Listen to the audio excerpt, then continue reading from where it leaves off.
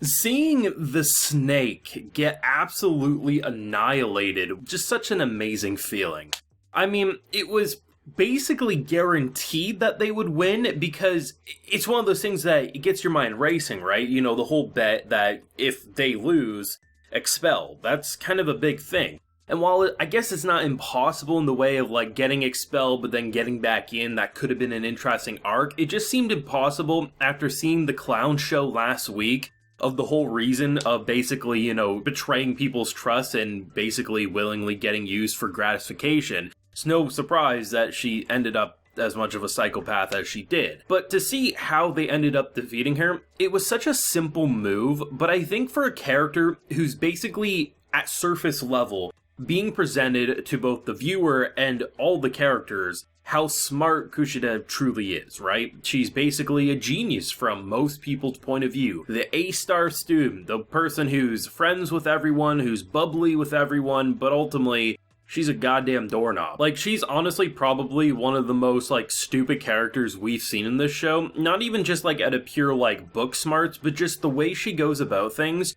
She always puts herself on this pedestal like she can stand toe-to-toe with Aino, where if he feels arrogant, or he feels like he's gonna get the jump on someone, I think he's proved himself to be able to do so. Like, he's kind of earned that ego. She, on the other hand, while at face value for a long time may have seemed that way, to see more and more about who she truly is, like the fact that she's the entire reason her life went to shit to begin with, that she caused a nuclear disaster in her, you know, classroom. She could have just, like, bit her tongue. She could have just waited out the storm. Instead, she basically caused everyone to kill themselves in that classroom. Not literally, but, you know, visually, that's kind of how they presented it. And to see the idea of basically, because we had that text message, right, with Ryun as well as Aino, the holy two masterminds. It's been something that's been set up for a couple of episodes. Pretty interesting because it very much, he seems to know who it is, but he's not 100% confirming it out loud. He's trying to basically set his own little spider's web. Which, honestly, if you kind of look at the difference between the snake that is this bitch and the douchebag that is Ryun, I mean, at the very least, I feel like he's had success. Like, he's a douchebag. Like, he definitely rules with an iron fist. But I think in terms of success stories, this man's done a lot more than she's ever done. And to see how they ultimately got the jump on where either A, you gotta switch out the sheet, or 2, you gotta mess with the answer sheets, right? And the whole idea that just to see, like, you know, slipping of the notes there, to then even just, like, that's kind of like insurance. The main reason she got crushed was a very simple move that she, you know, Horikita walked up to the teacher. 2 things. Only accept answers from me. If anyone else gives you, pretend you're doing it, and then get rid of it. The fact that such a simple maneuver outplayed her, which I wasn't really sure because I imagined something was going to happen, but it was just, I wasn't quite expecting such a simple solution. But sometimes the most simplistic of answers can be the most satisfying because it's just something that seeing her reaction, seeing her break, seeing her go crazy after being so arrogant throughout so many episodes. This entire episode, she felt like she had everyone under the palm of her hand, when in fact, like, nothing was working out for her. The whole idea of spilling of the drink and everything, making sure, like, you were the one to be able to clean her uniform. It's just, it's incredible because this girl deserved that defeat. And even though, yes, you could have worded the whole, like, victory terms a lot better so that basically no one would have to look over their shoulder, the fact of the matter is, I don't think Aino's going to be sweating because Horikita basically, you know, she saved her own skin, but kind of ultimately now the target's painted on him. All things considered, this man at the end had the biggest of balls. Like, honestly, between the big dick energy of Ryun to the big ball energy of Aino, like, both of them just,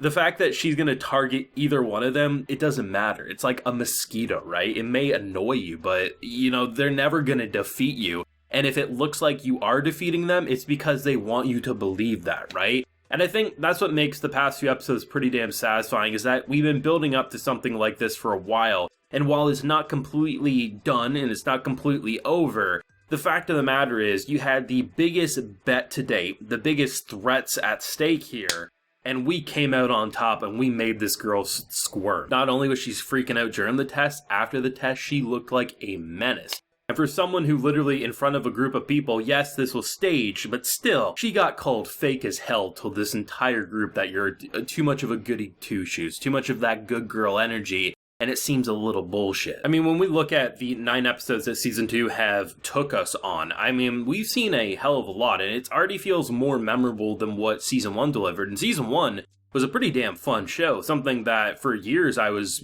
crossing my fingers hoping we'd see a season 2, and eventually, like with most shows that it's been a few years, you give up hope, you kind of move on with that train of thought. But it's crazy to see now, not only knowing that we do have that season 3 around the corner as well, just knowing that this story kind of feels like we're finally in that momentum, that now that we're accustomed to these personalities, it just feels so much more rewarding and devastating no matter what type of situation occurs. Like, just look at that simple, bonding scene with the 4 of them when they're doing their study group there. It's just kind of great because in general, it's not that complex of a situation. It's nothing that we haven't seen in anime before, them saying, oh, let's use, better names because we don't want to just call each other by our last names anymore. Let's start calling by our first names, or a nickname if you don't like your first name because of who gave it to you, right? It's a very simple scene, but given the type of character Aina was, honestly, up until recently, he's been kind of a loner. He's been someone in the shadows that we know his greatness, but people completely ignored. But now people are really starting to pay attention, not only to,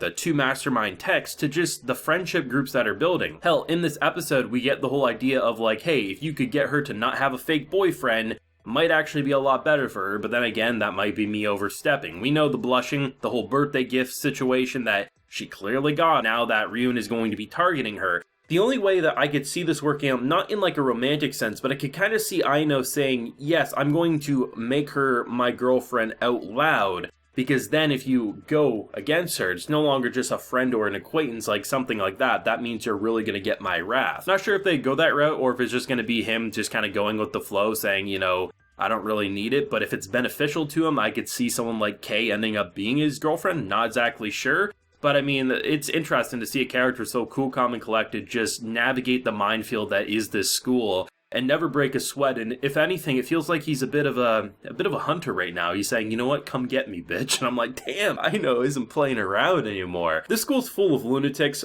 whether it's the iron fist energy of this douchebag Ryun to the psychotic snake energy that finally got a wake-up call. Not to the point that she's changing or anything, but it's nice to see someone who for so long feels like she's been standing above people, ruling through fear or just a fake persona, and to see that crumble in this episode was satisfying as hell. Obviously, the big question is, where do we go from here? What type of cliffhanger do they leave us off as we wait for season 3, which is in production right now? Don't know, but it is exciting. Just when you think you can't enjoy this arc anymore, an episode like this that is just a test episode, all things considered, comes in and pulls the rug right under from these characters' shoes. But thoughts and feelings down below, theories if you got any on where this crazy ride might go next. Leave a like if you enjoyed and subscribe if you're new around here. Till next time, everyone, please take care and have a good one.